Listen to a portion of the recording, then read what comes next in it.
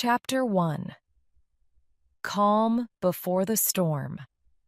September 9th. It was a wonderful September day in Miami, Florida. On the wide white beach along the coast of Key Biscayne, the sun was hot on the sand. A slim young woman in her early 20s was lying alone down by the sea. She was beautiful, but her face was sad. Her long black hair fell over the book she was reading. From time to time, she looked up from her book and along the beach. Then she put her book away in a bag and sat up. She looked unhappily along the beach again. "I can't tell him. I just can't tell him," she whispered to herself. The sea was flat, calm, and clear, and the weather was hot. It was too hot to work, too hot to play, too hot to drive into Miami to meet up with friends, and it was too hot to stay at home. The wide green streets of Key Biscayne and the parking lots of the tall white buildings were almost empty in the burning sun. Everybody was at the beach. Groups of friends lay on the sand, talking, laughing, and listening to music. Some were playing ball games. Others ran into the water to swim. Families with fat babies and sunburned children lay under the palm trees that grew along the beach. Mothers watched carefully as their children ran down to the sea to play in the warm, shallow water. And at the far end of the beach, across the water, the tall white buildings of Miami stood out against the clear blue sky. At the far side of the beach, a narrow path ran between the tall white apartment buildings. It joined the green streets of Key Biscayne with the wide white beaches. A tall, good-looking man about the same age as the woman was coming down the path. He was wearing a t-shirt and jeans, and his arms and face were brown from the sun. At the end of the path, he stopped under the palm trees and looked out across the beach. "Ikemi!" he shouted. "Max!" The woman stood up and waved. "I'm here! Over here!" He saw her, smiled, waved back, took off his shoes, and came running towards her over the sand. He sat down beside her and moved over to kiss her. "Max, don't." "Don't? Don't kiss you? Why not? What's the matter?" he asked. Ikemi looked away from Max. "I'm sorry, Max, I'm so sorry, but we have to talk.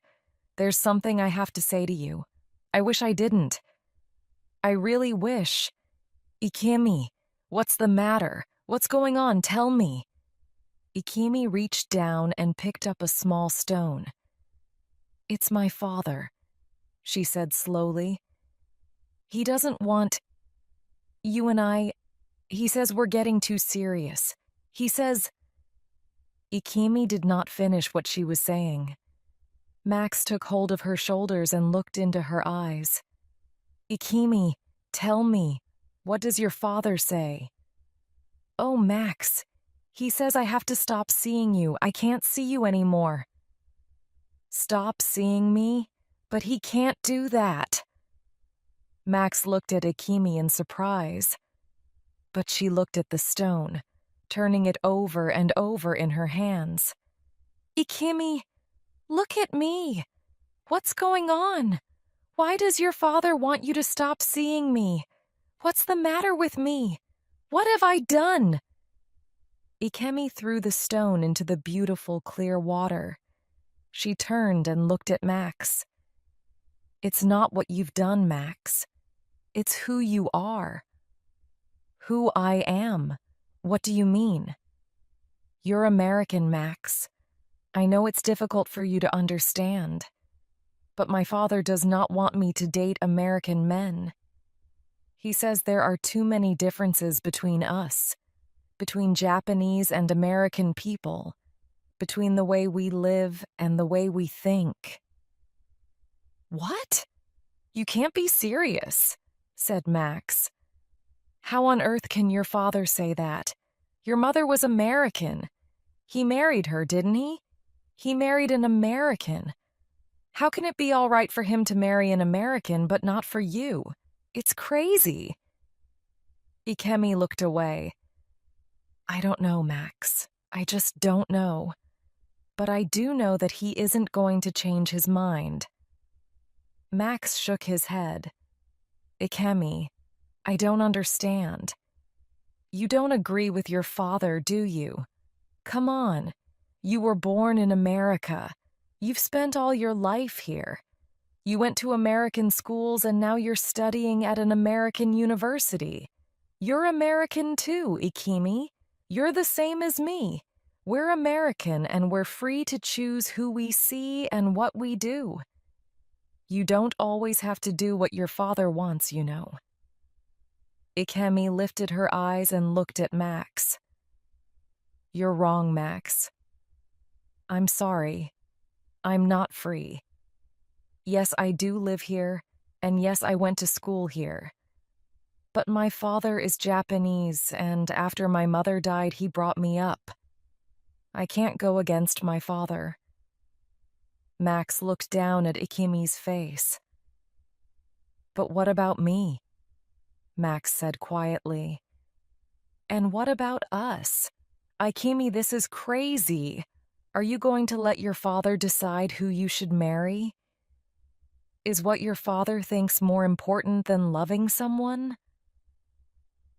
Ikemi did not look at Max. She didn't want to see the hurt in his face. I'm sorry, Max.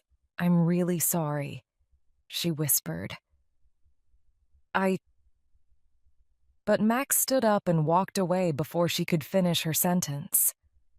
She watched him walk slowly across the beach. She wanted to run after him, throw her arms around him, kiss him. She wanted to tell him she loved him. Tell him that she loved him so much it frightened her.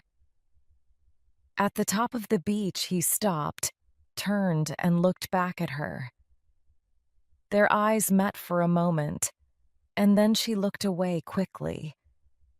She hated hurting him. Max was the kindest man she knew. It did not matter to her father that Max was kind. What mattered to her father was what a man said and what he did. Her father thought the most important thing for a man was to be patient, to be quiet, to say nothing, to be brave, to be able to feel pain without talking about it.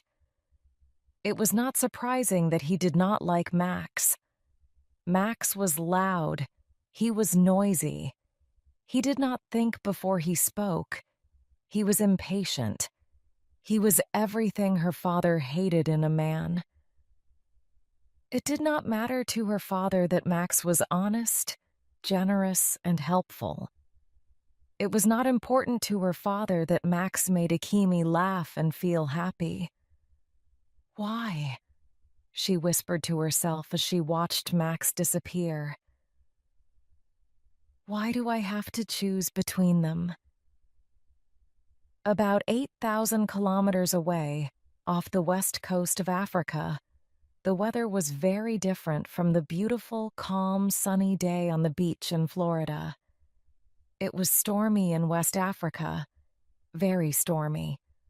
Large waves were crashing onto the sand, and the leaves of the palm trees were blowing noisily in the wind. The beaches of Senegal were empty except for a few brave children who were jumping in and out of the waves. The sea was empty too. All the fishermen had come back to land.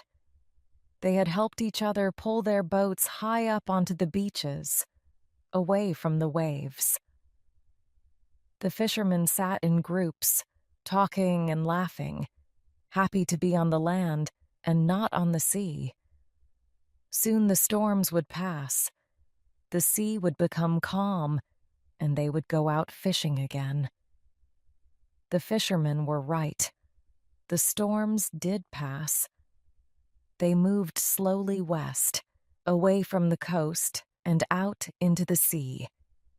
And as they traveled over the sea, they took in the hot, wet sea air, and they grew bigger and bigger. Then the storms all blew together and made one large storm. And as the hot, wet air rose from the sea into the storm, the wind began to move in circles. An eye formed in the center of the circles of cloud and wind. At first, the eye was wide, about 200 kilometers across, and the winds blew round and round the eye quite slowly. But as the storm traveled over the sea, the winds became stronger as more and more hot, wet air rose up into the storm. The eye of the storm got smaller as the winds became stronger. And all the time, the storm continued to move west over the sea. It moved west, following the warm water that traveled west from the coast of Africa out into the Atlantic. The warm water moved thousands of miles across the Atlantic towards the coast of North America. And like a wild dog chasing the smell of a kill, the storm followed the warm water. Day after stormy day, it traveled across the open ocean. And after a few days, on September 13th, when the storm was less than 2,000 kilometers from the Caribbean, the winds blew up to 120 kilometers an hour. Screaming, terrible, and dangerous, a hurricane was born. The weather forecasters called the killer wind Hurricane Irene, and Hurricane Irene threw itself across the Atlantic, straight towards America. In front of it, the hurricane pushed a huge wall of water, an 8-meter-high storm wave that would destroy anything in its way. Chapter 2. The hurricane gets closer. September 16th. The Wings School of Flying was not far from Miami. Max had been a student there for nearly a year. He had always wanted to fly, and he had always loved the wide-open sky. As a small boy, he loved watching the clouds during the day and looking at the stars at night. At Christmas, other boys asked for toys, but all Max wanted were books about the stars and a telescope so he could look at them more closely. He spent night after night on the beach with his telescope, looking at the stars and learning their names. When other boys were playing tennis or going sailing, he stayed at home to study. He needed really good grades to get into flying school, and in the end, his hard work was worth it. He was top of the class at high school, and the flying school accepted him immediately. And after all those years watching the sky, Max was able to fly right up into it. It was like a ride into another world, a new and empty world that was clean and beautiful, like a world that had only just begun. But right now, Max felt terrible, and even the thought of his next flying lesson didn't help. It was lunchtime, and he was sitting in the school cafeteria, looking unhappily out of the window at another beautiful sunny day. He could not stop thinking about Ikemi. He could not understand her. He had thought that she really liked him. He had thought that maybe she even loved him. And now, suddenly, she didn't want to see him again. Her father was more important to her than he was, and that hurt him badly. He decided, unhappily, that the best thing to do was to forget her and get on with his life. But how could he get on with his life? Each minute of the day he thought about her, and each time he thought about her, it hurt him. One of Max's flying teachers, Ross Peters, sat down next to him. Max was one of Ross's favorite students. He was intelligent, serious, hardworking, and very quick to learn, Everyone liked Max. If anyone needed help or advice, they asked Max. Ross Peters looked at Max's unhappy face and smiled at him. "What's the matter, Max? Not hungry?" he asked. Max shook his head. "No, sir, no, I'm not." The teacher looked closely at Max. "Is there anything I can do to help?" Max shook his head again. "No, it's okay, thanks. I'm okay." Ross Peters began to eat his lunch. He had never seen Max look so unhappy before. "Did you hear about the hurricane out in the Atlantic, Max?" "They say it's a big one." Max nodded. "Yeah, I heard something about it on the radio." "I used to fly a Hurricane Hunter," Ross said. Max looked at his teacher in surprise. "You flew a Hurricane Hunter? A plane that chases hurricanes? Wow. What's it like, flying into a hurricane?" Ross Peters thought for a moment. "Well," he said slowly, "it's a lot more fun and a lot more frightening than the biggest Disney ride you've ever been on. There you are, flying along, and you know you're going to meet a wall of wind coming towards you at anything up to 200 kilometers an hour. And as well as the winds coming straight at you, there are all the winds inside the hurricane which are going up and down like elevators in an apartment building." He smiled. "But once you get inside the eye of the hurricane, it's amazing. There's no wind, the sky is a beautiful blue, and the sun shines. It's hard to believe there are killer winds all around you." Ross looked at his watch and got up to go. "By the way," he said, "are you busy after school? I'll be working on my seaplane, the Manatee, again, and I could really use some help. I've started painting her now, and I'm hoping to get her finished by the end of the week." Max looked happier. "Yes, sir. I'd love to help. I'll come down and see you there after school." Just then, the music on the radio stopped. The room went quiet as students and teachers stopped talking to listen to the weather forecast. And now for a hurricane warning.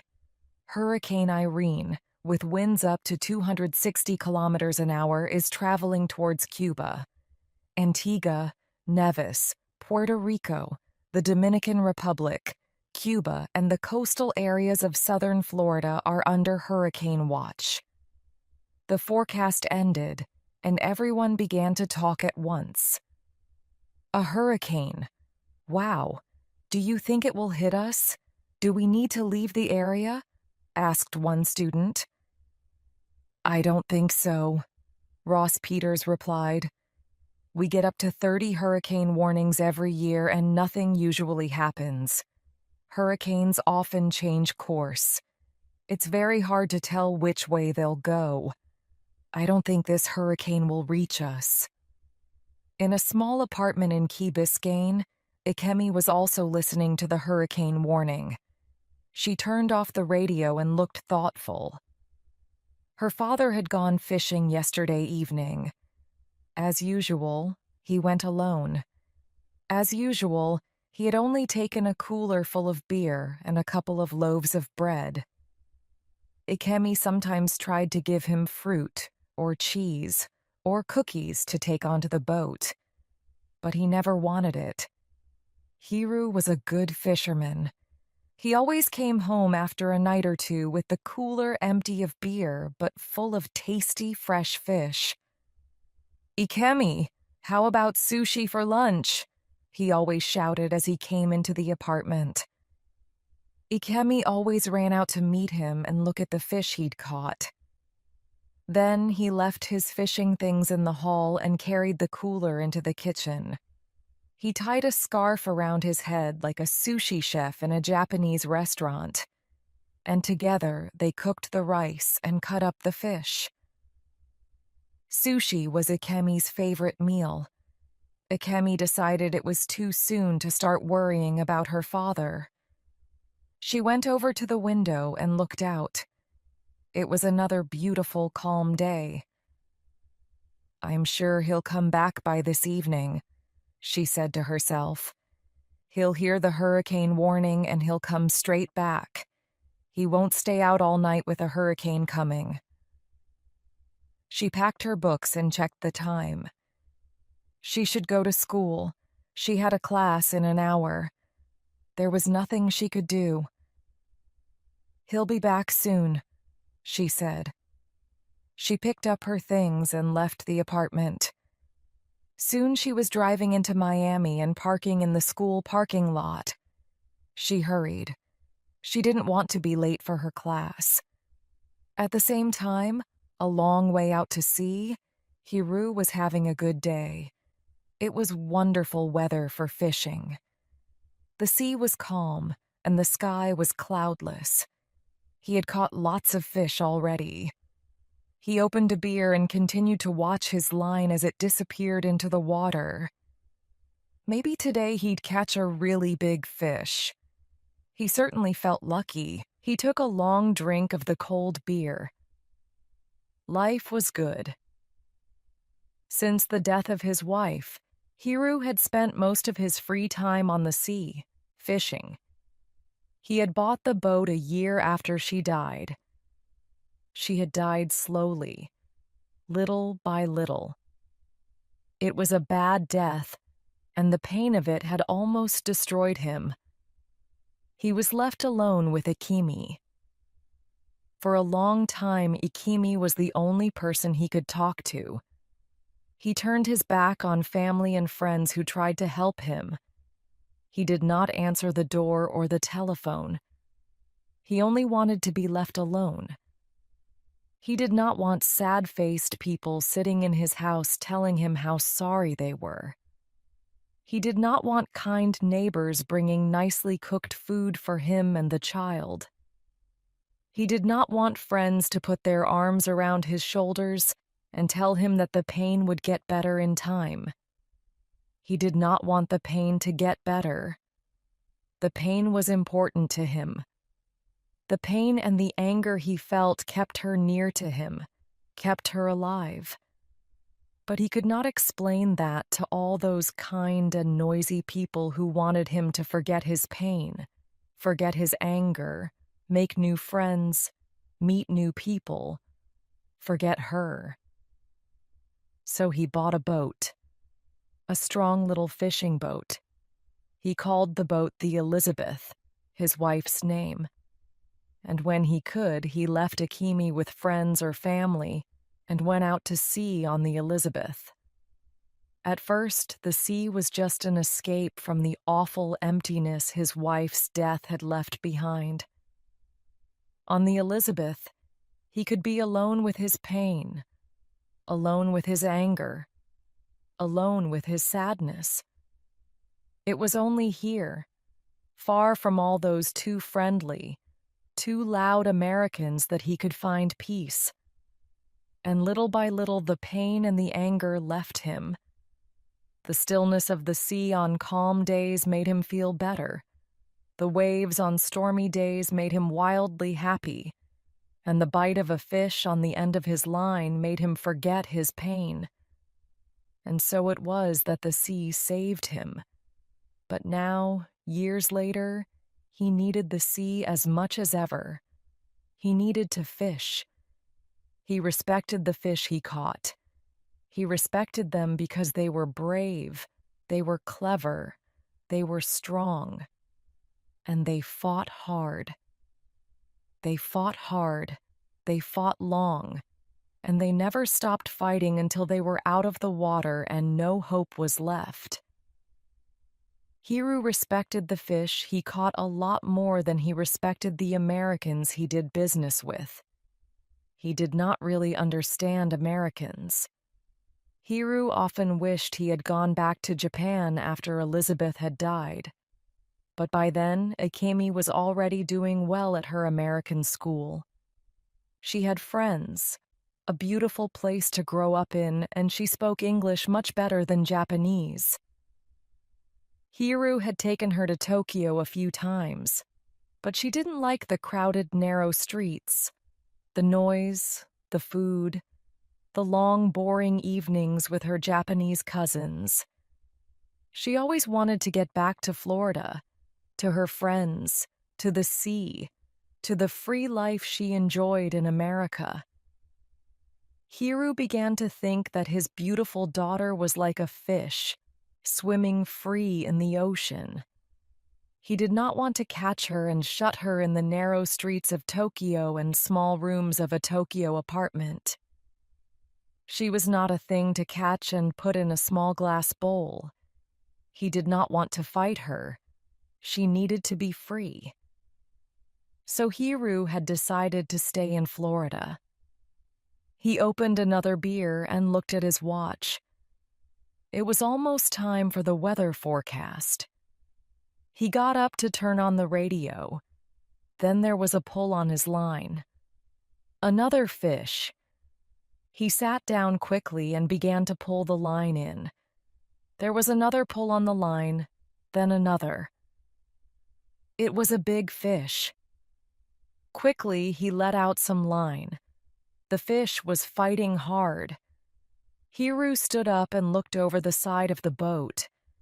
This fish was bigger than anything he'd caught so far, and he'd been fishing in these waters for years. Hiru got ready for a fight. Little by little, he pulled the line in when he felt the fish was resting. When the fish decided to run, he let the line out. The fish was fighting bravely. Hiru fought back, slowly pulling the big fish in. He fought the fish for 5, 10, 15 minutes. The fish fought back. Slowly, he pulled the fish nearer. It was going to be a long fight, and Hiru forgot about the weather forecast on the radio. This was it. This was the big one. Chapter 3. The Hurricane Kills. September 17th. The beautiful Caribbean island of Antigua was the first island to be hit by Hurricane Irene. The islanders had heard the hurricane warnings. They had lilted their boats out of the water and tied them to the ground. They had put shutters, heavy pieces of wood, in front of their windows to stop the storm from breaking the glass. The islanders had bought so much food and water that the stores were soon empty. They knew that the hurricane might destroy the island's gas stations, and that after the hurricane had passed, there might be no fresh water for days. They had put gas in their cars and water in their bathtubs. Most people living close to the sea packed their valuables, their children, dogs, and cats into their cars. They closed and locked their homes and went to stay with friends or family in safer parts of the island. Vacationers in coastal areas were not happy when their hotels were closed, but they had no choice. They were taken to stay in hotels higher up on the island where the storm waves could not reach them. A group of 20 Americans on a week's sailing vacation in the island also knew about the hurricane. They brought their boat, the 40-meter Wave Dancer, into Nelson's Dock and tied it up to the jetty. They went into the town to find a hotel, but all the hotels were closed because of the hurricane. There was nowhere for them to go, so they returned to the boat for the night. Wave Dancer was large and heavy, and they thought they would be safe. After all, they were tied up to the jetty in shallow water only a few meters from land. Hurricane Irene hit them while they slept with 250 kilometers-an-hour winds. The 8-meter storm wave broke the strong lines holding the boat to the jetty. It lifted the boat up like a toy and turned it over like a piece of paper. Then it dropped the boat. The boat broke up like an egg dropped on a hard floor. All 20 people on the boat died. Ikemi had not slept much during the night. Her father had still not returned. She put on a sweater and looked out of the window. She could feel a change in the weather. The sky was cloudy and gray, and the leaves of the palm trees were moving just a little in the light wind. The air felt different. It was colder. She checked the time and turned on the radio. Hurricane Irene hit the island of Antigua during the night, and more than 40 people have died. Many coastal towns were destroyed, and thousands of people are homeless. Heavy rains from Irene are continuing to fall, and winds have reached 274 kilometers an hour. If Irene does not change course, the hurricane will pass over the Dominican Republic and the island of Cuba within the next 24 hours, and the coast of Florida in about 48 hours. People should leave coastal areas until the storm has passed. Suddenly, Ikemi felt very worried. Where was her father? Why hadn't he come back? She tried to call him on his cell phone, but he didn't answer. Maybe he's working on the boat at the marina. He just forgot to call me to tell me he's back. She left the apartment and went down in the elevator and out into the parking lot. She got into her car and drove a few kilometers down the main street of Key Biscayne before taking a side road. The side road led through some palm trees before reaching a marina full of boats. The marina was busy, and some people were taking their boats out of the water. Please be here, thought Ikemi, as she hurried to the place where her father kept his boat. But the boat was not there. Ikemi's father was still somewhere out at sea. I'm sure he'll hear the hurricane warnings on the radio, she said to herself as she drove slowly back to the apartment. But she was not really sure that he would. She knew that he did not always turn the radio on when he was fishing. I need peace and quiet to catch fish, he always said. Hiru was not getting much peace and quiet in the boat. He had seen the weather changing early in the day. The beautiful blue sky began to cloud over, and the wind began to get stronger. It was no longer warm. Maybe it was time to go home before the wind got any stronger. But this was the best fishing ever. The cooler was full, and he was catching more and more. The fishing was so good he could not stop. It might never be this good again. He wasn't worried about the wind getting stronger or the sky getting darker.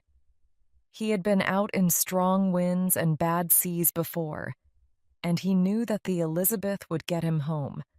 So he threw on a sweater and fished happily, knowing that he was not too far from the coast and could easily get back in an hour or two.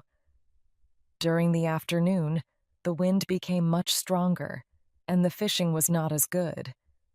But still, he didn't stop. At last, the sea became so rough and the sky looked so dark, he decided it was time to go back. He put his fishing things away and tied the cooler down. It was difficult to stand up now. The boat was moving so much. He went across the boat, holding onto the sides of the boat to stop himself from falling. He turned the key to start the engine. The engine started, coughed, and died. Hiru turned the key again. Once more, the engine started up and died. The third time Hiru tried, the engine did not start. Or the fourth time, or the time after that. Hiru checked the engine for problems. After an hour checking everything he could think of, Hiru still did not understand why the engine would not start. There was only one thing to do. He had to take the engine to pieces and clean it. this would take time. Ikemi would be worried if he was away for another night. He tried to call her on his cell phone, but he had no signal. He went down to the cabin and put on another sweater and a jacket. He made himself some coffee and then began working on the engine. He worked slowly and carefully. It was going to be a very long night. On the island of Nevis, less than 2,000 kilometers southeast of Miami, Elaine Bridges felt safe in her beautiful new 7th-floor apartment on Fig Tree Hill. The apartment building was very strong, and it was built well above the coast and the village where Elaine had lived as a child. She stood by the window and looked towards the village. She had been happy to leave it. The streets were narrow and dirty, and the houses were small and uncomfortable. Her parents' house was crowded and dark. She had left school when she was 14 and started work. Her family needed money. There was not much work on the island and not much money for families in the crowded villages. Elaine had begun to work in the fish packing factory. It wasn't bad work. She could talk and joke to the other women who worked with her. But she hated the cold, wet fish. After only half an hour, her hands became red and as cold as the large pieces of ice the fish were packed in. And she hated the smell of fish everywhere. On her hands, her face, her clothes, her hair. The first thing she did when she got home in the evening was throw her clothes into the sink and take a shower. She stood under the thin stream of water and washed her hair again and again. But it seemed to her that the smell of fish never left her. Sometimes she dreamed about having a husband and family, and her own home to look after. Elaine sometimes looked at the older women working beside her, women in their 40s and 50s. They joked and laughed like the young girls, but their faces were tired, their hair had gray in it, and their bodies were shapeless. Elaine hoped that she would not still be working in the factory when she was 40. She hoped she would meet a rich and handsome man who would take her away from the factory and put her into a beautiful apartment. But it was difficult to find men like that. Then she met Rick. Rick was a school teacher, 12 years older than she was and not very handsome. But his face was kind, and he had a good job as principal of the nearby school. She had agreed to marry him, and now her dream had come true. Here she was living in this lovely new apartment with 2 beautiful baby girls born just 6 days ago. She smiled. She turned away from the window and put on some water to make tea. She made 2 cups, added lots of milk and sugar, and carried 1 cup into the living room. Rick was outside on the narrow balcony of the apartment where they used to sit in good weather. He was putting the storm shutters over the windows. It was a difficult job in the narrow balcony in the strong wind, and he dropped one of the shutters with a crash. "Shh, quiet, honey," she shouted through the balcony door. "Don't make so much noise. You'll wake the babies." Rick picked up the shutter and shouted back, "If those babies can sleep through the noise of this wind, they can sleep through anything. What do you want me to do? Wait until they wake up." Elaine looked out over the island. It was raining so hard she couldn't even see the sea, but she thought she could hear the wild crashing of the waves above the noise of the wind. "Well, no, honey. The hurricane might hit any time. You want me to wait for the babies to wake? We should have left the island 2 days ago for somewhere safer. But no, you said the babies were too young to travel. You said it would be too difficult to move them.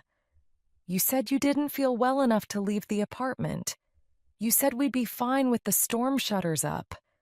Then everybody else goes to stay someplace safe. And here we are with one of the worst hurricanes in years coming straight for us. And you say I'm making too much noise? Elaine took the tea back to the kitchen and then went into the baby's room to see if they were awake. She was happy to see they were still asleep. Elaine couldn't understand how they could sleep through the noise of the wind and the rain. Such lovely babies. Only 6 days old and so beautiful. Little hands, little faces, little heads of soft black hair. She looked round the room. It was painted yellow, with yellow and white curtains. There were pictures on the walls, and pretty painted furniture stood around the room. The little beds were painted different colors, and there were 2 little cupboards for the babies' clothes.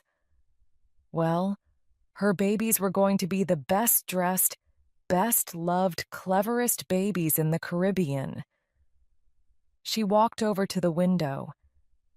It was getting windier, and some of the palm trees looked like they were almost touching the ground. Yes, the wind was much stronger now than a few minutes ago. She put her hand on the window and could feel the glass moving backwards and forwards in the wind. She couldn't believe it. How could the glass move in and out like that without breaking? "Rick!" she shouted. "Rick, come here! Put up the shutters here!"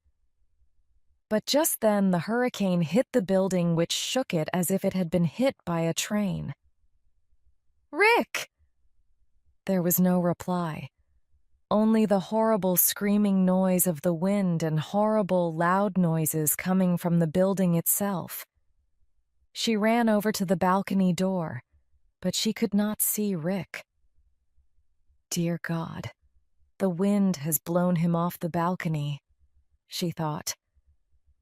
The rain was falling so heavily, and the sky was so dark that it could almost have been night. Then, at the far end of the balcony, she saw something move. It was Rick. He was on his knees, with his arms around the metal rails of the balcony. His head was down, and the heavy storm shutters had blown out of his hands. "Rick!" she screamed again. Rick began to pull himself along the balcony, head still down, holding onto the rails. Halfway along the balcony, he stopped. She could see he was tired. The wind was blowing harder than ever. A huge piece of metal, probably the roof of a house, came flying up into the air. It flew straight at the balcony and crashed against the rails. Then the piece of metal fell, taking with it some of the rails and the wall of the apartment below them. There was nothing to stop the wind blowing Rick off the balcony. He had stopped moving. She wondered if the metal had hit him. "Rick! Come on, come on!" she screamed. She was crying when he began to move again. Slowly, he pulled himself along the balcony, head down. After what seemed like hours, he reached the door. Elaine opened it, and he half fell, half pulled himself into the room. The wind blew into the room with him. Magazines and papers flew through the air. Cups fell off the tables. Chairs fell over. "Help me shut the door." They both pulled the door shut. "Rick, are you all right? I was so afraid. I thought the wind had blown you away." Rick was shaking. "I'm fine. Listen, Elaine. We have to move fast. The windows are going to break. Quick, get the babies. Get into the bathroom." Elaine picked up the babies and they ran into the bathroom. It was a small room with no windows. Rick shut the door and locked it. Dear God, please look after us," whispered Elaine as she sat on the floor with the babies in her arms. The noise was terrible, and it was getting worse. Screaming like a wild animal, the wind threw itself at the building, shaking it like a dog shakes a rabbit. Then came a loud crash as the window of the baby's room broke, and another soon after as the living room window followed. The wind screamed into the apartment, and they could hear the furniture crashing against the apartment walls. They heard the television crash to the floor and the sound of breaking glass as the hurricane destroyed the kitchen. The wind blew under the bathroom door and the shaking got worse. It was like a wild animal in the apartment was trying to kill them. Then suddenly the lights went out and they were in darkness. Elaine screamed and the babies began to scream too, both at the same time. "Rick! It's going to get us! We're all going to die! We're going to die!" Chapter 4. In the Marina, 18 September.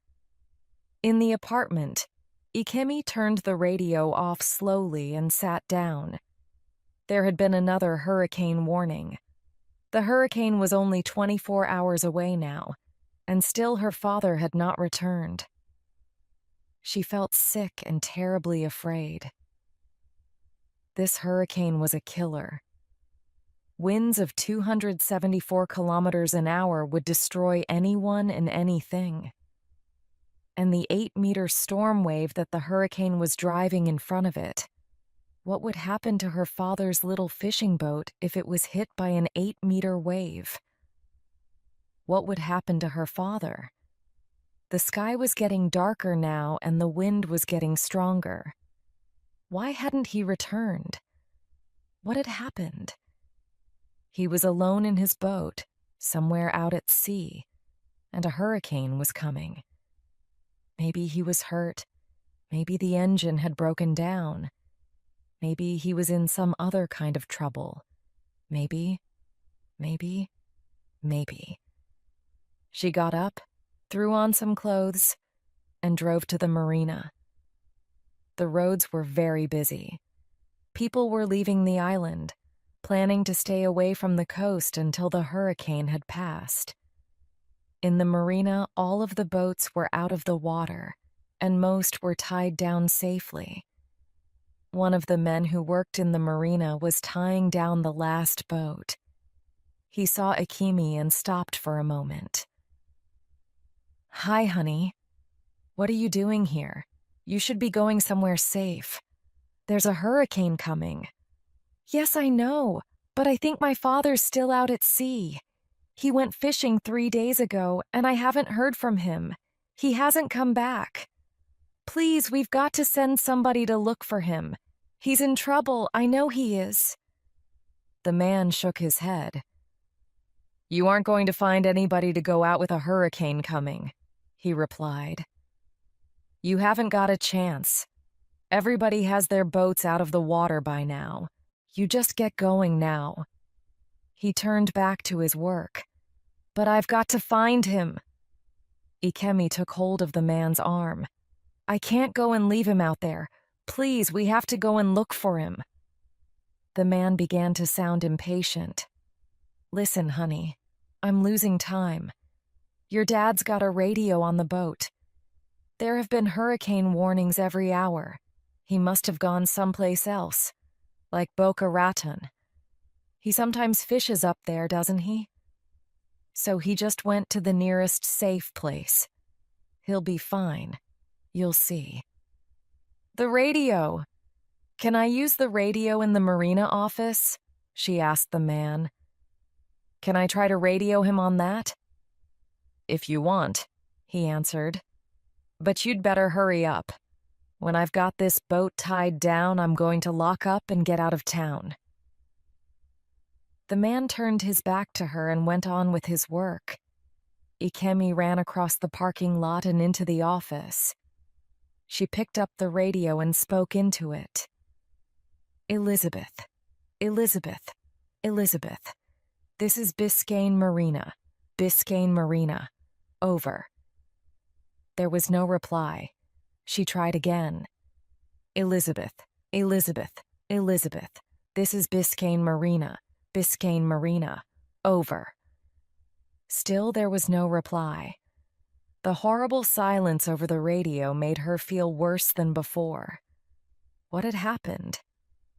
Why hadn't he come back to land? She put the radio down and went slowly back to her car. The wind was getting stronger, and the waves were getting bigger. The sky was getting darker. She got into her car with a feeling of terrible, sick hopelessness. Just at that moment, her cell phone rang.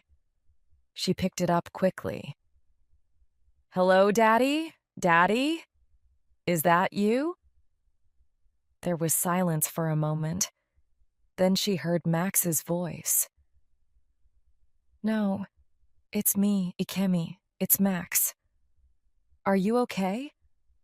No, I'm not. "What's the matter? What's happened?" Max asked. "It's Daddy. He went out fishing 3 days ago. He hasn't come back. I can't get anyone to help him. The hurricane will be here soon. Oh, Max, I'm so worried. I feel sick and I don't know what to do. Where are you?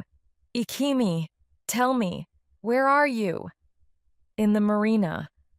Wait for me there. Don't go anywhere. I'll be there in 10 minutes.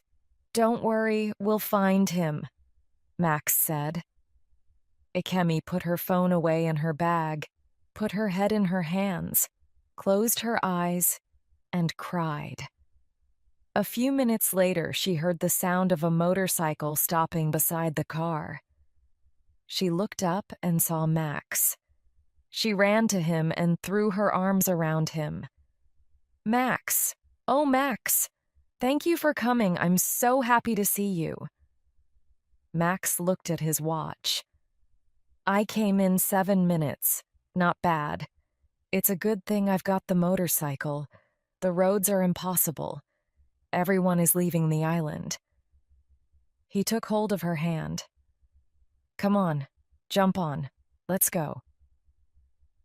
"But where are we going?" Ikemi asked. "We're going to find your father," Max replied. Ikemi did not ask how he was going to find Hiru. She just knew that somehow he would. She got onto the back of the motorcycle. "Hold on!" he shouted. She put her arms round him and rested her head against his back. She felt more hopeful now. They drove out onto the main road off the island. The road was crowded with cars, buses, trucks, and vans.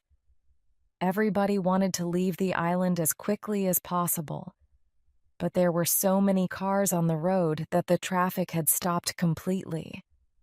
People were getting out of their cars and looking worriedly at the traffic ahead of them. A few people were shouting angrily, and dogs shut in cars were barking. A police helicopter was flying above, but there were no policemen on the road helping the traffic. Max drove slowly past the line of cars. It took them a long time to reach the flying school. There was nobody there. Max stopped the motorcycle in front of the building. "Wait here!" he shouted. He disappeared into the building and came out a few minutes later with some keys. "Off we go!" He got back onto the motorcycle, and they went down a narrow road behind the school building. "Where are we going?" shouted Ikemi. "You'll see," he replied. 10 minutes later, the road ended at a narrow beach. There was an old wooden jetty at the end of the beach, and beyond that, on the open water, was the oldest, dirtiest, ugliest seaplane Ikemi had ever seen. Max stopped the bike. "Ikemi, let me introduce you to the manatee. Isn't it beautiful?" Ikemi looked at the plane. "Max, Are you sure that plane can fly? Of course it can fly. I know it looks old. It's an old plane, but it's strong and heavy. It belongs to one of my teachers. He bought her a few months ago. It needed a bit of paint and a bit of mending, and I've been helping him. But do you know how to fly it? Max took Akimi's hand and led her along the jetty. At the end of the jetty, he stopped and smiled at her. Don't worry, Akimi. We'll be okay. It may be an interesting flight, but if your father is still out there, we'll find him. And then we'll bring him back. Hiru was still at sea. He had worked on the engine for most of the night, and when the first light in the stormy sky showed it was morning, he was ready to start the engine. If it did not start now, it never would. He looked quickly at the sky and tried to start the engine.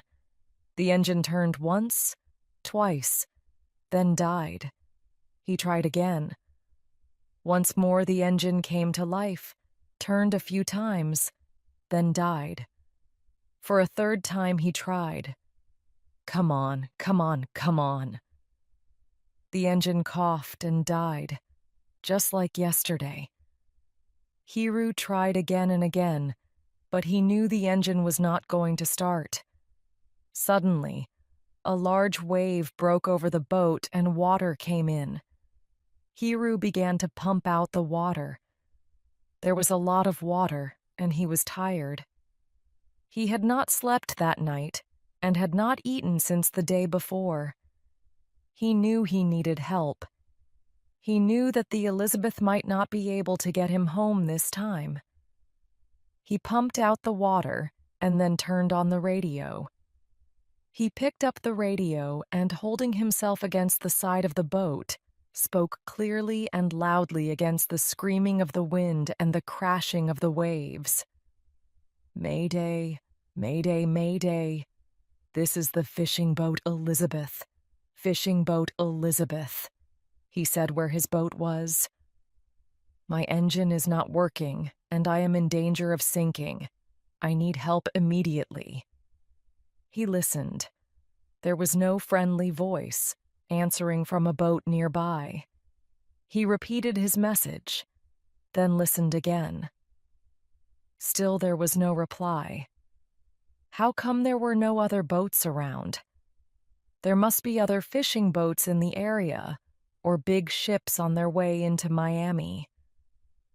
He was about to speak for the third time when he heard a voice on the radio. He turned it up and listened carefully. Hurricane alert, hurricane alert, all coastal areas of Florida. Hurricane Irene is passing over the island of Cuba and is expected to hit the coast of Florida in less than 24 hours. There may be winds of up to 274 kilometers an hour and a storm wave of 8 meters or more. Everyone should leave coastal areas as soon as possible. Hiru quietly put the radio down. Now he understood why nobody was answering his Mayday calls. There weren't any other boats around. They all knew that a hurricane was coming. Hiru was wet, he was cold, he was tired, and he was afraid. The sky was dark and angry, and the wind was blowing hard. The waves were throwing the boat around like children throwing a ball. The storm was getting worse, the wind was getting stronger, and the waves were getting even bigger as the minutes passed. The waves were the biggest Hiru had ever seen. They were like great moving mountains of water. His eyes were red and hurt from the salt water which blew into them when he looked up. He felt sick because the waves were so big that the Elizabeth was going up and down like some wild carnival ride. They lifted the boat up as they passed under it, and then dropped it like a stone. The little boat shook as it crashed down from the waves and then lay at the bottom of the wave. This was the most dangerous moment because if a wave broke over the boat, water came in. Hiru pumped the water out of the boat, but every time he did, another wave broke over the boat, and Hiru had to pump the water out again. Pumping the water out was hard work, and as the waves got bigger, it was taking longer and longer to pump the boat dry. Hiru began to feel sick and very tired. The engine was dead. There was no hope of returning to Miami. He could not reach anyone by radio or phone. There was no hope of someone coming to help him. But he had to try and stay alive. That meant pumping the boat until the hurricane was over. How long did hurricanes last? 2 days? 3? How long can I last? Hiru wondered. He had not slept for 24 hours. He was hungry. He was very tired. He was cold. His body hurt from the pumping.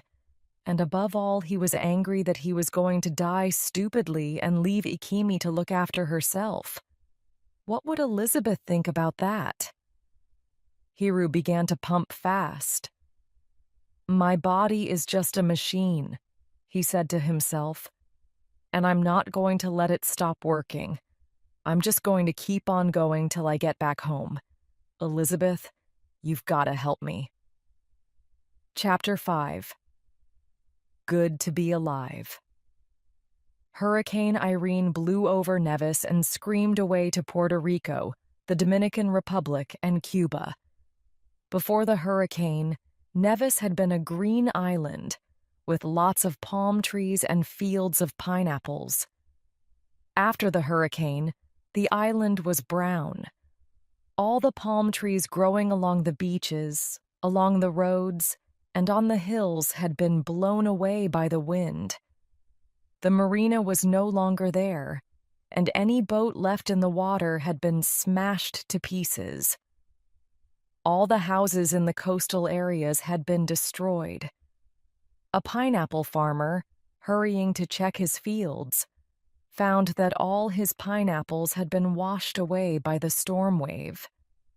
He also found a 10-meter boat lying in one of his fields. It was 500 meters from the sea. On Fig Tree Hill, it was impossible to drive along the roads.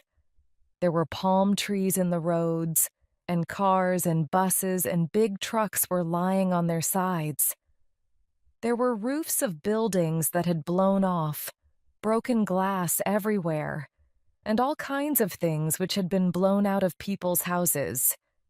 Beds, tables, chairs, and everything wet and dirty. Many houses did not have roofs, and the wind had blown the walls away from others. There was no electricity on the island, and there was no water. All the telephone lines were down.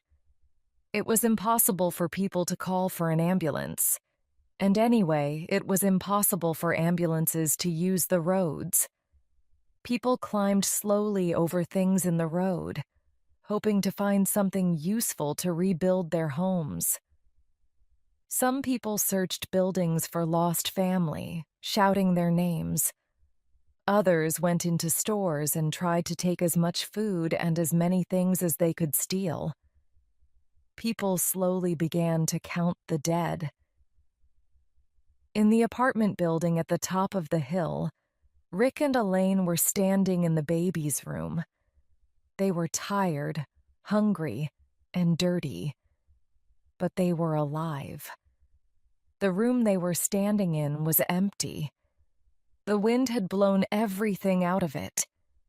There was glass all over the floor, and the walls and carpet were wet and dirty. The baby's beds, their cupboards, the little chairs and the prettily painted table, the flowered curtains, and the colorful pictures were all gone. The living room was full of broken furniture, and in the kitchen every plate and cup had been broken. Rick and Elaine stood hand in hand looking at what was left of their beautiful home. The babies lay sleeping in a towel in the bathroom. Elaine looked at Rick and kissed him hard on the nose. "Honey, I love you so much." He picked her up in his arms. Together they danced round the room. It was good to be alive. That evening, all the American newspapers had a front-page story about the hurricane. Cuba hit by worst storm in 50 years. Hurricane Irene, one of the largest storms ever to hit the Caribbean, cut through Cuba early this morning. About 200,000 people have left their homes. Tourists also had to leave their hotels in Varadero Beach before the worst winds arrived.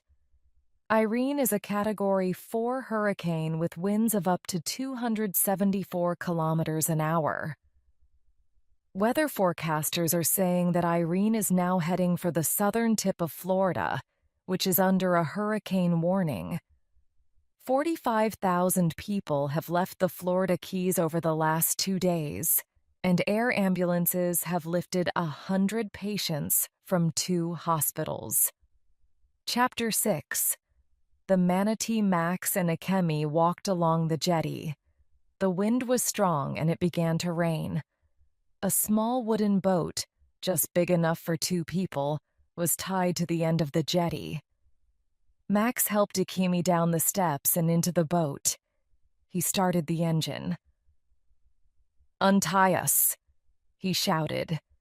Ikemi untied the rope, and Max took the boat into the open water. He did not go fast.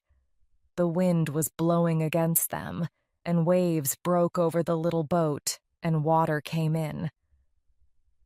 "Not far to go," Max shouted. "We'll be there in a minute." He kept his eyes on the waves and tried to take the boat through them.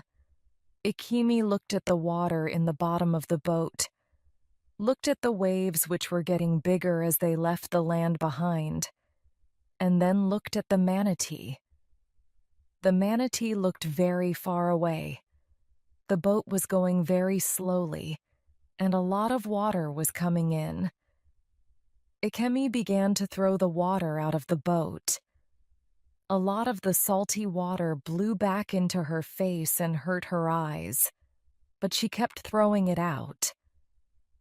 It came in faster than she could throw it out, and by the time it had reached the manatee, the boat was almost half full of water. It was raining hard now, and they were both wet and cold. "Quick, get inside." Max unlocked the door in the seaplane's side and helped Ikemi climb inside. He followed and quickly shut the door. Inside the plane, it was much quieter. Ikemi looked round. The inside of the plane was empty. There were only 3 seats at the front and a big yellow bag just behind them. "Why aren't there any seats here in the back?" Max was already sitting down and putting on his seatbelt. The plane was used as an air ambulance up and down the Keys. Max pushed the wet hair out of his eyes and began to look through some maps. He pulled one out. "Ikemi, come and look." Ikemi went up and sat in the seat next to Max. He showed her the map. "Look, this is where we are. This is Key Biscayne, and this is the marina. Now, where do you think your father might be?" Ikemi looked at the map. There was a lot of water on the map, and not much land. She put her finger down east of Key Biscayne, about 15 kilometers out to sea. "He often goes around here." Her finger moved up the coast. "But he sometimes goes up the coast towards Boca Raton. He goes where the fish are." "And he didn't say where he was going?" Ikemi shook her head. "No, he didn't." The wind suddenly hit the plane and shook it. "We'd better go," he said. "We haven't got much time. Okay." We'll go east from here for about 15 kilometers. Then we'll be going straight into the hurricane, said Ikemi. Max, are you sure you can fly this thing? What happens if we fly into the hurricane? Don't worry, said Max. Ross Peters taught me to fly the Manatee. I've been up with him quite a few times. And as for flying into the hurricane, if a small light plane like a Hurricane Hunter can fly in storm winds, then a heavy old plane like the Manatee will just sail through. Max sounded very sure of himself, and Ikemi felt better. And anyway, we've got a very nice life raft if anything goes wrong. He looked at the big yellow bag lying on the floor behind the seats.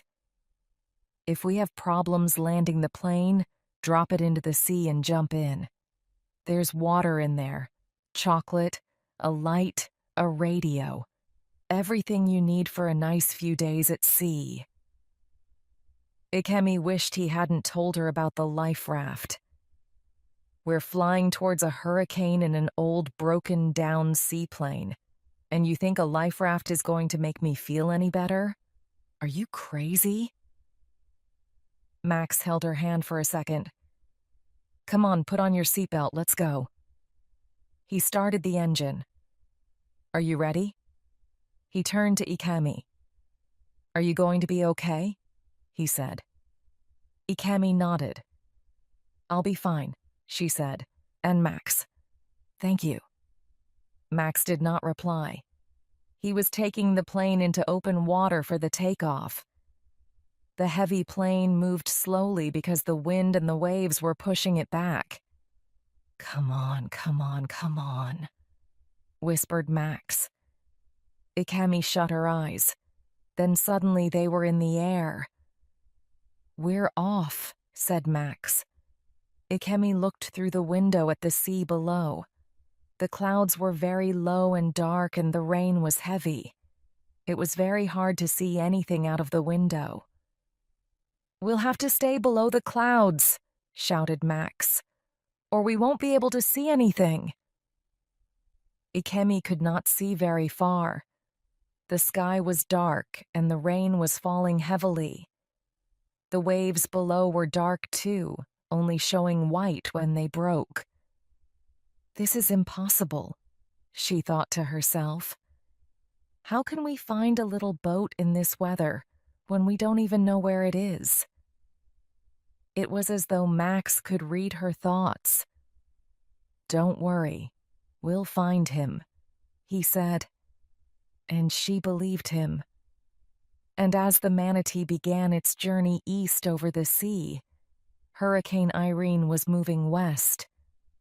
The hurricane left the broken island of Cuba behind and began to move over the water towards Miami.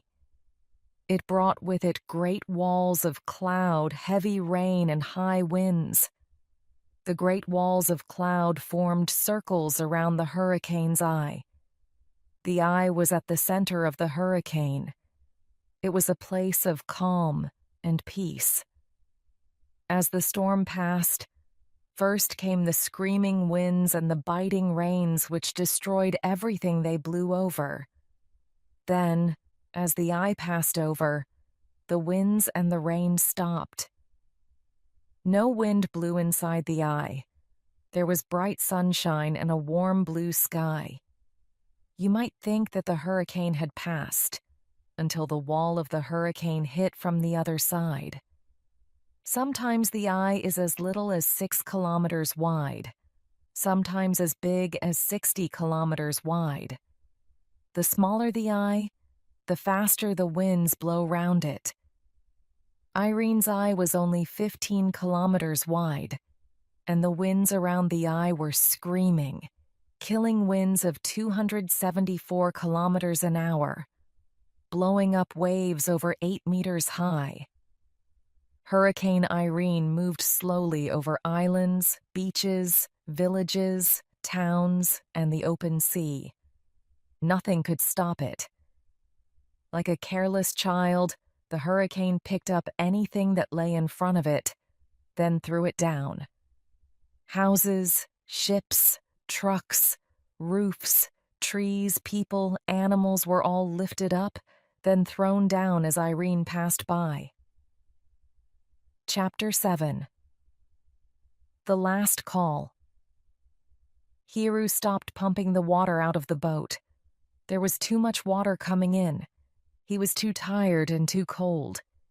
He had been pumping for several hours now, but every few minutes another wave broke over the boat. He could not pump fast enough.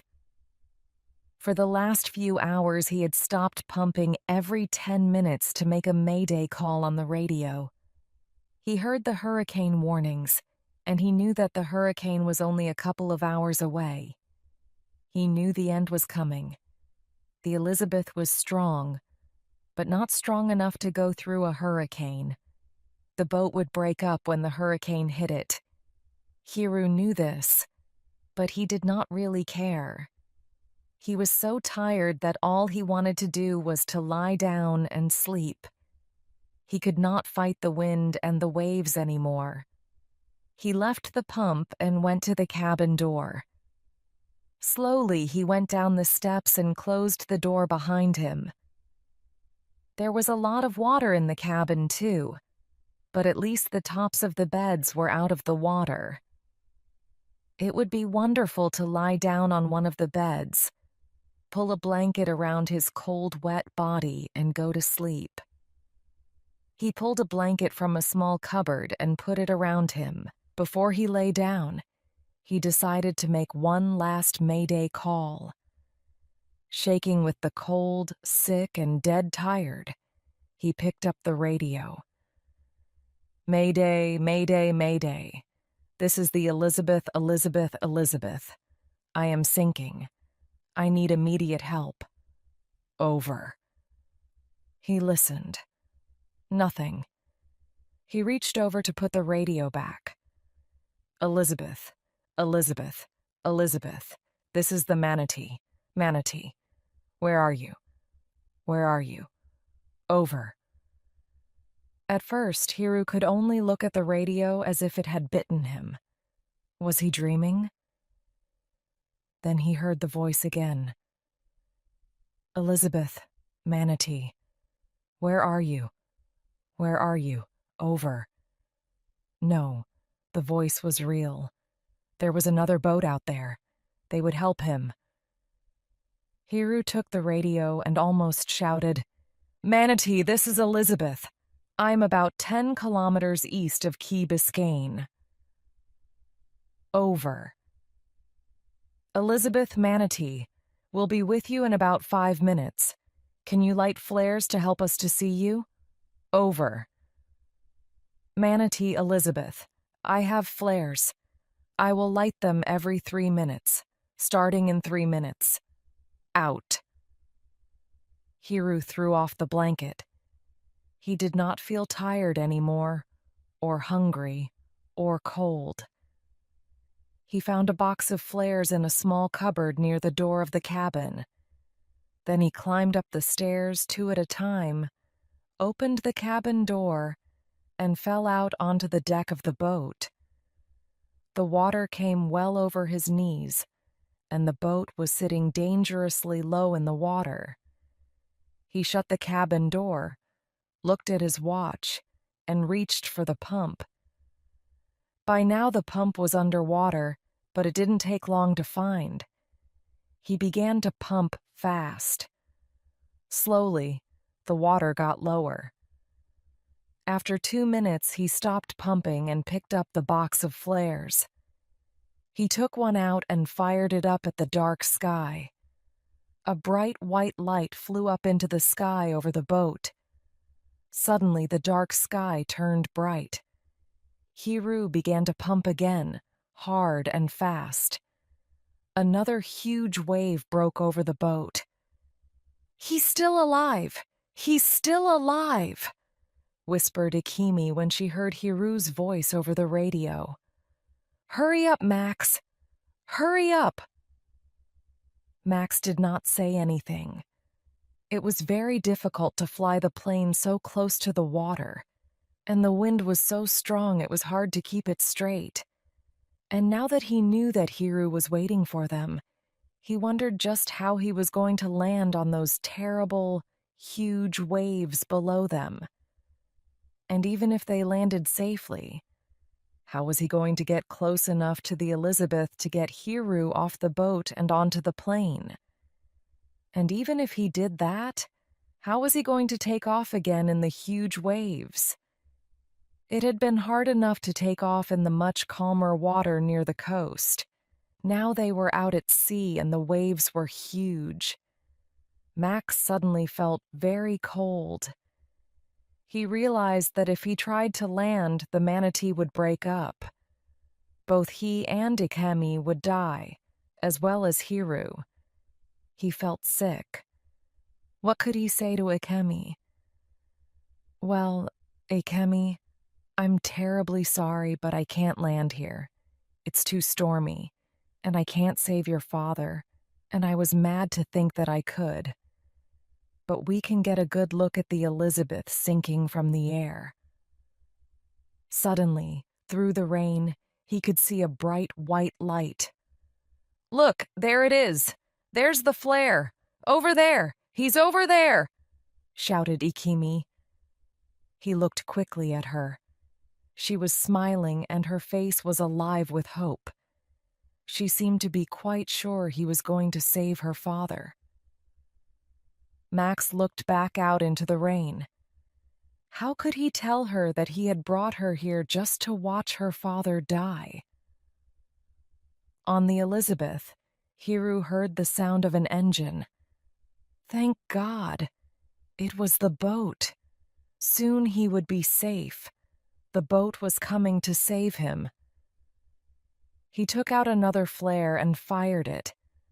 Great clouds of bright red smoke lit the darkness. He waved the flare. The sound of the engine got nearer. He looked for the boat, but could see nothing.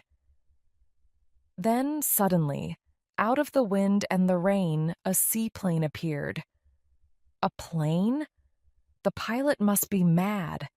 He couldn't land the plane in these waves. It was impossible.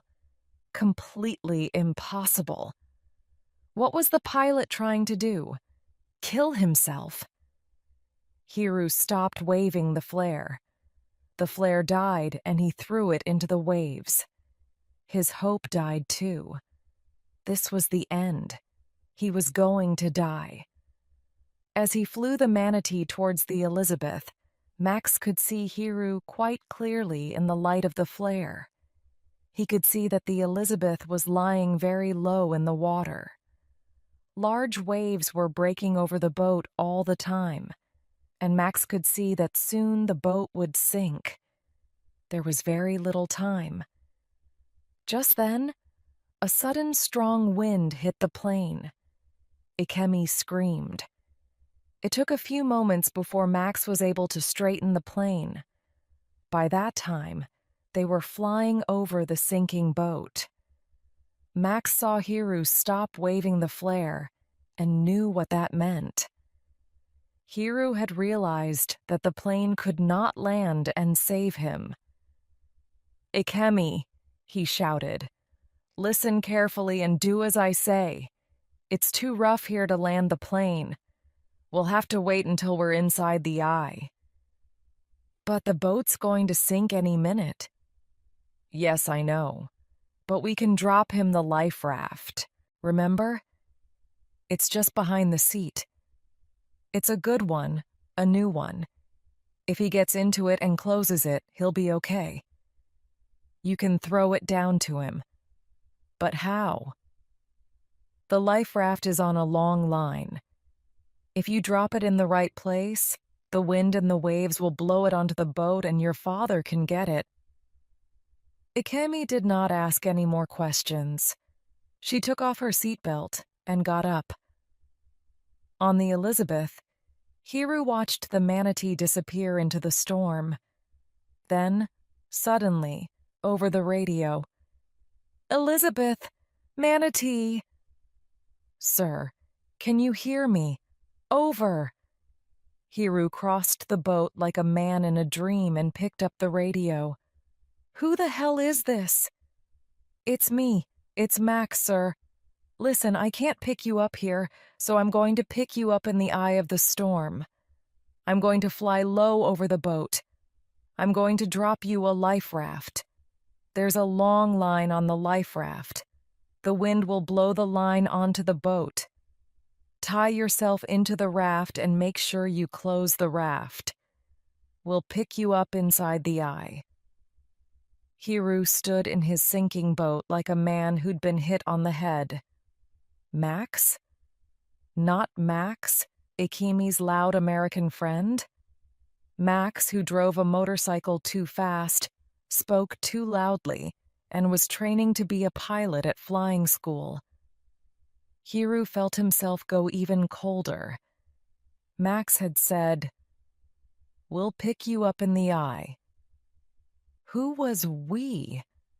Don't let Ikemi be on that awful old plane with that crazy American boy in this terrible storm, please no.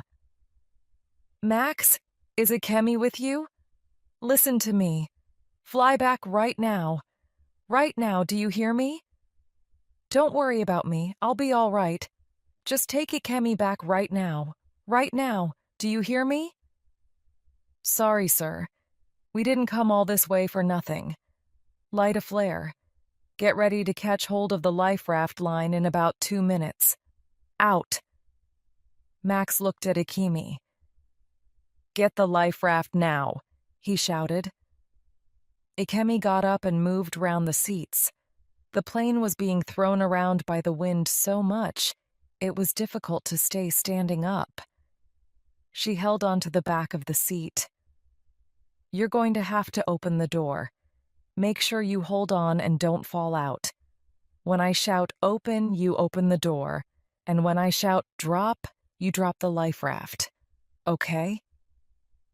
"Okay," replied Ikemi. She was so afraid. Her hands were shaking. She picked up the life raft and stood by the door. "Okay," said Max. "There's the flare. This is it. Here we go." He turned the plane quickly, and Ikemi almost fell over. "Open the door," he shouted. Ikemi opened the door. The noise of the wind and the rain was terrible. A huge wind blew into the plane and almost knocked her off her feet. The wind was so strong she was sure it would blow her out into the water below. Holding the life raft with one hand and the back of Max's seat with the other, she looked out into the darkness. The plane was flying so low that Ikemi could feel the seawater being thrown against her face and in her eyes. "Get ready!" shouted Max. Just ahead, between two huge waves, lay the Elizabeth. Hiru had fired another white flare, and it was easy to see him. He was standing at the side of the boat, in a good place to catch hold of the line from the life raft. The water was now almost to Hiru's waist, and the boat was sinking fast. "Drop, drop, drop!" shouted Max. Ikemi lifted the heavy life raft out of the door and dropped it. She could see it hit the water, then disappear under a wave. "Shut the door, quickly!" Ikemi put her body against the door and pushed hard. As soon as the door shut, it was quieter inside the plane. "Well done!" shouted Max. Ikemi did not reply. She felt sick, and she was shaking so much she could hardly walk. She went back to her seat slowly, sat down, and did up her seatbelt. "Did he get the line?" she asked Max. "Did you see? Has he got it?" Chapter 8. The Eye of the Storm. On the Elizabeth, Hiru shook his head as he put the radio down.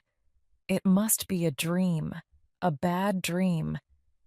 Ikemi had got her American boyfriend to fly out into a hurricane to save him. The boy must be completely mad. to fly into a hurricane in an old seaplane. What a crazy idea. Then to calmly tell Hiru that he was going to save him as if Hiru were a 3-year-old child. It was unbelievable. But the boy was brave, and he was a fighter. And if that boy was going to try to fight the storm, then Hiru was going to fight it too. Hiru did not think they were going to win this fight, but he was not going to give up before Max did. Hiru watched the manatee fly closer. The plane was flying very low, and Hiru could see how much it was being thrown around by the wind. One moment it was at a safe height above the waves, then the next minute so low the waves were almost breaking over it. Hiru shook his head again. That boy certainly was mad and brave. A huge wave broke over the Elizabeth. The boat began to sink. If Hiru could get into the life raft, he had a chance, a very small chance of being alive tomorrow. He climbed onto the top of the boat, which was still above the water. From there, he could see the plane clearly in the light of the flare. It was very close. Suddenly, a door in the side of the plane opened. A moment later, the bright yellow life raft was thrown out. There was a long line behind it. Hiru watched the life raft, and the line behind it fall. It fell very close to the boat. Just then, the Elizabeth turned on her side and sank. Him fell into the water, which seemed almost warm after the coldness of the wind. Almost immediately, he felt the line touch his neck. He put the line twice round his waist, then pulled. Slowly, he pulled himself along the line to the life raft at the other end. He took hold of the raft and pulled hard on a line. Like a beautiful yellow flower, the life raft opened up. It was a big life raft and very strong. Hiru pulled himself out of the water and into the raft. He just had time to close the raft before a huge wave hit it. The raft turned over and over, but very little water came in, and after a few moments, Hiru could feel the raft turn right side up. This was not going to be very comfortable, but the raft might just be strong enough to get him through the hurricane. And if Max could get into the eye and pick him up there, he shook his head. He could not believe that Max was flying that plane up there. He certainly knew how to fly. The raft drop had been just right. And if Max could fly as well as that, there was just a chance that he could pick up Hiru in the eye. Hiru tied himself onto the raft and began to look around. He found a light, some water, chocolate, and blankets. He ate the chocolate and drank some water. Away from the wind and the waves, warmed up by the blankets, Hiru felt a little better. But this was not a fishing trip he was going to forget. On the manatee, Max and Akemi flew back over the water. They could not see the Elizabeth, and they could not see the life raft. The flare still lit the sky, but the sea was empty. "It's gone down. The boat's gone down," whispered Akemi. "Max, it's gone down. We were too late." "Wait. Just wait a bit. Look. Over there." Suddenly, on the dark water, they saw the yellow life raft open up. He made it. He made it to the raft. Just then, a wind hit the plane and threw it to one side, like a child throwing a toy plane across a room. Akemi screamed. "Look at this," shouted Max. "The wind has gone up to 250 kilometers an hour in the last 90 seconds. This is it. We've hit the hurricane." A strong upwind threw the plane into the air. The height meter jumped from 200 meters to 1,300 meters in seconds. It was as if the plane was in a huge elevator, going up fast. Then just as suddenly the plane began to fall like a stone. 1,000 meters, 800 meters, 600 meters, 400 meters. Ikemi watched the height meter fall. It fell so fast. "Max, can't you stop it? We're going to hit the sea." 300 meters, 200 meters. At 100 meters, Ikemi shut her eyes and put her head in her hands. Max was trying to pull the old seaplane out of the drop, but she was very slow. Come on," whispered Max.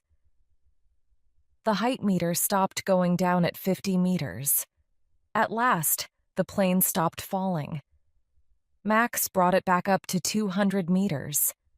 And suddenly, like a new world, they were in the eye of the storm.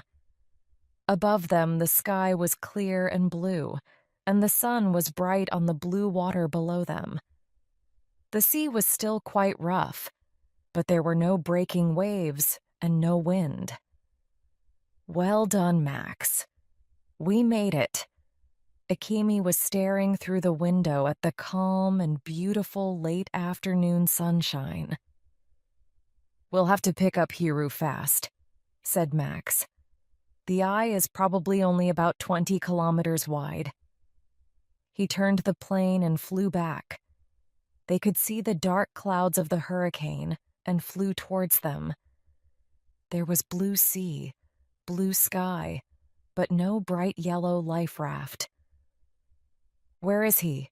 asked Ikemi. It was not raining, and she could see very clearly for several kilometers. "He must be still inside the hurricane wall," replied Max, "but the storm will blow over him soon. We'll see him any minute." Ikemi looked worried. "But maybe the wind and the waves are pushing him towards the land. Maybe he won't come into the eye." Max had not thought of that. The raft was small and light.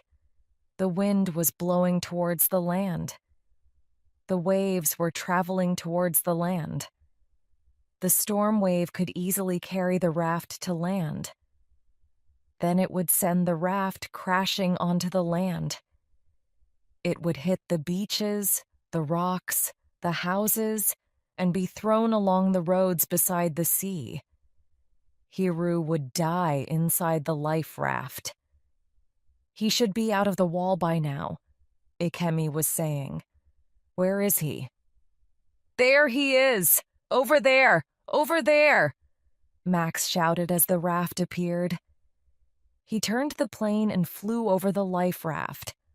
The top of the raft was open and the raft was full of water. But as the plane came near, they could see Hiru. He was lying in the bottom of the raft, in the water. He was not moving. "Get ready to land," shouted Max. He had wanted to fly around the raft several times to decide how to land, but now there was no time for that. He flew round the raft once, and then brought the plane in to land. The manatee jumped a couple of waves, then hit the water. The plane stopped not far from the raft. The moment the plane had come to a stop, Max took off his seatbelt and put on a life jacket. He tied a line onto the life jacket and gave the other end to Ikemi. "I'll swim over to him. I'll tie him to the line and you can pull us in. We haven't got much time." Ikemi nodded. Her face was white. He jumped into the water and swam to the raft. Hiru's face and hands were cold and blue. Max put his face against Hiru's mouth. He was not breathing. Max looked back at Ikemi. She was standing very still by the door of the manatee. "Is he okay?" she shouted. Max did not reply. He pulled himself into the raft. He held Hiru's head back and began to blow air into his mouth. Hiru's lips were cold as stone. As Max blew air into Hiru's mouth, his chest rose and fell. Max put his face against Hiru's mouth again, but still there was no breathing. He looked quickly at his watch and continued the mouth-to-mouth. How long could he do this before the hurricane hit them from the other side? They had to be back in the plane and in the air before it came. How long did they have? How fast was the storm traveling? Was Hiru dead? If he stayed too long like this, then he and Akemi would die too. Once again, he stopped the mouth-to-mouth to see if Hiru was breathing. He looked quickly at Akemi. Her eyes were shut and her hands were together. As far as Max knew, Akemi never went to church and didn't believe in God. It didn't look to Max as if he had much choice. He could either bring Hiru back to life or die when the storm hit them again. What he could not do was bring Akemi the cold, dead body of her father. He began mouth-to-mouth again.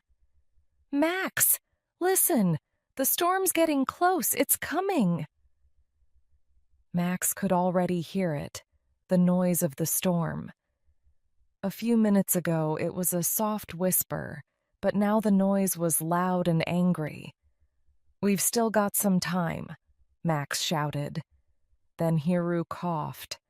It was the best sound Max had ever heard in his life. Max turned Hiru onto his side. He coughed again and was sick. Max untied the line that held Hiru to the raft and tied on the line that Akemi held. "Pull us in," he shouted. Akemi pulled. Max held Hiru's head above the water. They got back to the plane and Max climbed up. They both pulled Hiru into the plane. He was breathing easily now, and his face was not so blue. They lifted him into a seat and did up the seatbelt. Akemi threw her jacket over him and held his cold hands. "Daddy, are you all right? Daddy, Daddy!" Hiru opened his eyes. At first, he did not seem to see anything. Then he looked at Akemi and smiled. Slowly, his eyes began to move around the plane. He looked out of the door at the blue sky and the wall of noisy black clouds that were now very close. He watched Max shut the door of the plane and move quickly into the seat beside him. Max looked at him and saw that his face was its normal color, and his breathing was normal. "Let's get you home, sir." Hiru nodded and listened to the engine start. The plane began to move. The next day, Hiru was sitting in the hospital reception waiting for Akemi to pick him up. The doctor had wanted him to stay in hospital for one night just to be safe, and he was feeling much better now. His night in hospital had also given him some time to really think about things, and especially about Akemi. Hiru looked up and smiled as Akemi and Max came through the doors. "Daddy, how are you feeling?" asked Akemi. "Hungry," Hiru replied. He turned his head to Max, who was standing quietly beside Akemi. "Max?" Hiru said. "Yes, sir?" "You like sushi?" "Yes, sir," replied Max. "You hungry?" "Yes, sir." "So where's the nearest sushi bar?" he asked.